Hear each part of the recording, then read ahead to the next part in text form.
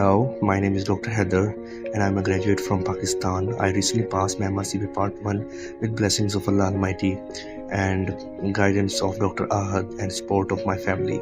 I would recommend you guys to go for subscription of MADBOX series and Pearl Notes of Dr. Ahad, as they cover all the points which are required to pass MRCP Part 1. If you are a fresh graduate or new to MRCP Part 1, it would be highly confusing for you to prepare for MRCP Part 1. Like many people will tell you, many YouTube videos will recommend you to do PASSMEDICINE or PASTEST, but they won't tell you how to do them. So I would advise you to find your own specific way. Like if your knowledge is rusty and you don't have much clinical experience, you should do a book first, and then after a specific topic from a book, you should do a QBank, as I did that. I read a topic from a high-yield textbook and Pearl Notes of Dr. Ahad, and after that I did question bank. So it was consolidation and it was icing on the cake that I did question bank and my knowledge got consolidated. And the other thing is, you do question bank from the word go,